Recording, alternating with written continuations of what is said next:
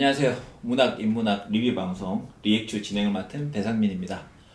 오늘은 본의 아니게 저희가 장소를 옮겼습니다. 그래서 오늘은 좀 옹기종기한 분위기에서 이야기를 시작하도록 하겠습니다. 먼저 같이 리액추를 꾸려갈 멤버들을 소개시켜 드리겠습니다. 먼저 사회비평가 박권인 선생님. 안녕하세요. 그다음에 문학비평가 심진경 선생님. 안녕하세요. 네, 마지막으로 문학평론가 박인선 선생님. 하이, 박인성입니다. 미친 거야? 스타일이 좀 바꿔보고 싶었어요. 가죽 자켓에 맞게. 네네네. 그러시겠죠. 네, 요즘 사치에 맛을 들여가지고 지금 네. 된장남. 자, 이번 리뷰는 한국의 대표 작가죠. 신경숙 작가의 신작 아버지에게 갔었어입니다.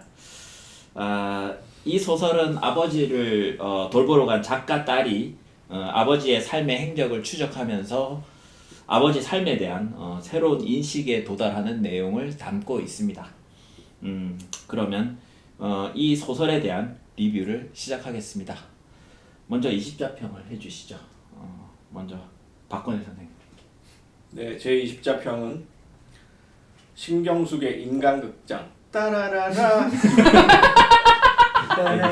이거 어떻게 사운드 어떻게 넣지? 오늘 텐션 좋은데요? 사운드를 넣어줘야 되겠다. 사운드를 넣어주셔야 그 돼요. 유명한 사운드잖아.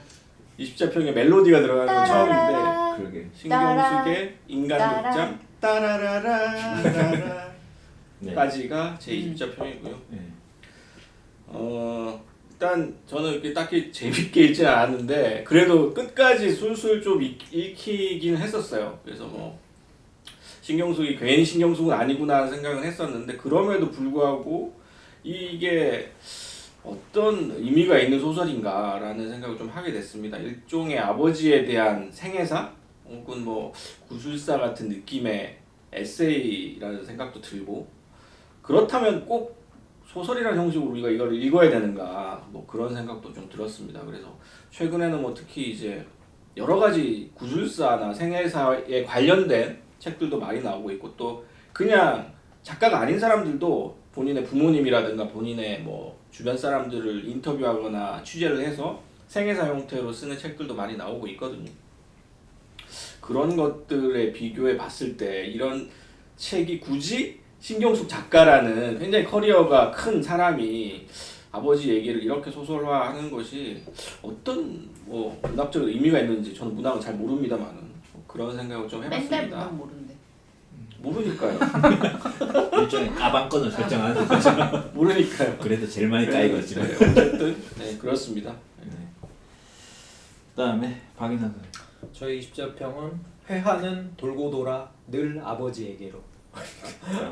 왜 이렇게 한국 사람들은 뭔가 자기 삶에 있어서 회한이 넘쳐날 때 혹은 그것에 대한 어떤 완숙된 이해 혹은 이제 자기 자신의 그러니까 결국에는 이 헌이라고 하는 여기에서의 소설적 주체도 이제 아버지 이야기를 하는 거지만 자기 삶의 어떤 한 굴곡을 지나가면서 이제 제2시 이제는 과거에는 읍이었지만 시가 된 곳을 이제 결국에 한동안 방문을 안 하다가 다시 방문을 하게 됐고 그게 이제 또 아버지에 대한 어떻게 보면 완숙한 이해는 아니더라도 어떤 새로운 인식에 도달하게 되는 뭐 그런 과정을 그려내고 있어요. 근데 이게 전반적으로 삶의 어떤 회한에 대한 감정이 향해 가는 곳이 왜 이렇게 항상 아버지라는 어떤 가족 내부의 존재일까? 그리고 뭐 물론 이제 신경숙 작가는 그 전에 어머니를 했기 때문에 그럼 이번 순서는 아버지인가? 뭐 이렇게 생각할 수도 있지만 여기에서의 아버지라는 존재가 익히 우리가 알고 있었던 그런 어떤 문학적 아버지, 문학 안에서 그려지고 있었던 아버지 혹은 사람들이 익히 생각하는 그런 아버지하고 뭔가 크게 다르다라는 느낌을 주는 것도 아니고 뭔가 우리에게 아버지에 대한 새로운 뭐 다른 스타일, 느낌, 의미 전혀 이런 거를 사실 주지 않는다. 그리고 거기에서 심지어 또 신경숙 작가가 이 작품이 표절 사태 이후에 돌아온 복귀작이기도 하고 그러다 보니까 좀 문학 내외로 인물의 차원에서나 작가의 차원에서 뭔가 회환이 흘러넘쳐 아버지라는 향을 대상을 향해 간다 이런 느낌이 저는 좀 강하게 받아가지고 그냥 20자평을 그렇게 지어봤습니다. 네. 따라라라. 왜 따라하세요? 지금 제 건데. 그 다음에 이 작품을 하자고 한 달 전부터 강력 강력하게 주장하시고 직접 질문도 뽑아주신 신진경 선생님. 심진경입니다. 저는 제가 이 책을 추천을 했는데 추천을 한 이유는 일단 이게 6년 전 사건이거든요. 그 표절 사건이. 근데 사실 표절에 대해서 되게 많은 얘기들이 있었고 그렇긴 하지만 정작 한국 문학에서 이제 어떤 표절이라는 것이 그냥 하나의 스캔들로만 끝나고 그에 대한 진지한 문학적 성찰이 없이 지금까지 왔다는 것.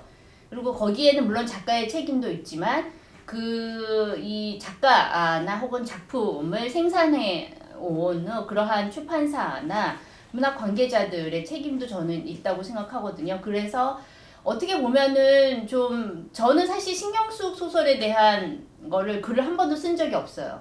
제가 개인적으로 막 재밌어하는 작품은 아니고 그렇게 막 좋아하는 그런 작가도 아니고 그래서 별로 써본 적은 없지만 그래도 제가 이제 이거를 하자고 한 이유는 어쨌든 작가가 저 같으면 이제 뭐 작가의 어떤 스타일도 있고 그렇긴 하지만 뭐 즉각 사과를 하지 않았기 때문에 이제 그것 때문에 미운 털이 박히고 그리고 뭔가 창비의 어떤 그 대응 이상한 정말 이상한 대응 때문에 어떻게 보면은 사실 그 작가가 그거를 뒤집어 쓴 거일 수도 있거든요. 근데 이제 그럼에도 불구하고 이렇게 이제 오랜 시간 제가 봤을 때는 그 신경숙 작가 굉장히 수치스러웠을 것 같고 그 수치심 때문에 숨었고 그 수치심 속에서 쓴 글이라는 느낌이 들었어요. 이게 사람들이 그때는 막 은퇴해라 이렇게 주장하는 사람들도 있었고 페북이나 뭐 SNS에서 이제 그만 써라 막 이런 식의 비난을 많이 했는데 솔직히 이제 이게 신경숙 작가만의 문제도 아니고 이게 어떠한 항상 어떤 문제가 있을 때 유명인을 숙주로 삼아서 항상 스캔들러스하게 그 문제가 제기가 되고 그것이 소비되고 그리고 나 몰라라 이런 방식으로 흘러가는 거에 대한 그러한 안타까움 같은 게 있었고 좀 작가에 대해서는 잘 모르지만 그럼에도 불구하고 저는 개인적으로 조금 마음이 안 좋았던 것 같아요. 그래서 이 작가가 그런 수치심을 견디고 그게 그 결과물이 좋건 나쁘건 간에 한번 읽어봐야겠다라는 이제 그런 제 개인적인 그런 생각이 있었고 어쨌든 그 6년 만에 쓴 글이기 때문에 한번 보자. 물론 그것에 대해서 저도 이제 만족스럽다라고 볼 수는 없어요. 그렇지만 이제 제가 봤을 때는 굉장히 좀 너무 늦은 그러나 이제 오래된 반성문이다. 라는 저는 뭐 사과문? 반성문이라기보다 사과문 같은 그런 느낌을 받았거든요. 20자평인가요? 네. 네. 20자평? 너무 네. 늦게 나왔나요? 너무 늦은 오래된 사과문. 너무 늦은 오래된 사과문. 대충 20자 안에 들어가는 것 같아요. 네. 오케이. 아무튼 그렇습니다. 그래서 이 작가가 여기에서 저는 이제 아버지 얘기를 하고 있지만 사실 아버지 얘기를 매개로 이제 자기 글쓰기를 조금 돌아보고 그리고 뒤에 작가의 말을 보면은 이 작가 작품을 쓰는 과정에서의 어떤 레퍼런스를 작가의 나름의 스타일로 방식으로 또 그거를 막 해주고 있고 그리고 또 자기 글에 대한 박문웅인가 박문영 아무튼 그 사람의 입을 통해서 이 자기 글에 대한 또 자기 비판을 하기도 하고 그래서 어떤 점에서는 그게 이제 만족스럽지는 않지만 또 너무 지나치게 솔직하지 않은 어떤 부분이 있어요. 이 작품을 읽으면서도 아까도 이제 우리 처음 들어오기 전에 뭐 제이씨를 그냥 정읍이라고 하면 되지 뭘 굳이 제이씨라고 하는지라든가 어떤 면에서는 왜 저 같은 경우는 개인적으로 읽으면서 왜 딸이 죽었다는 그 설정을 했을까 그냥 어떠한 그런 사건을 솔직하게 그냥 이 작품의 배경으로 제시하고 시작했더라면 그러면 조금 더 이 읽는 독자들이 더 작가의 그러한 심정을 더 솔직하게 느낄 수 있지 않았을까. 그러니까는 이게 딸의 죽음이라고 하는 약간 좀 그 설정 끊으라고? 아니 요거는 오케이 여기까지. 요거는 구체적인 두 번째 질문에서 할 이야기인 것 같아서 두 번째 질문에서 더 구체적으로 네. 얘기를 해보도록 하겠습니다. 이제 뭐 사치를 부리더니 진행도 하고 막. 뭐 거의 여기서 끝을 내려고 했어요 저는. 말씀을 다 해줬기 때문에 끝을 내려고 했는데 끊으라고 해서 끊고 다음 질문으로 가겠습니다.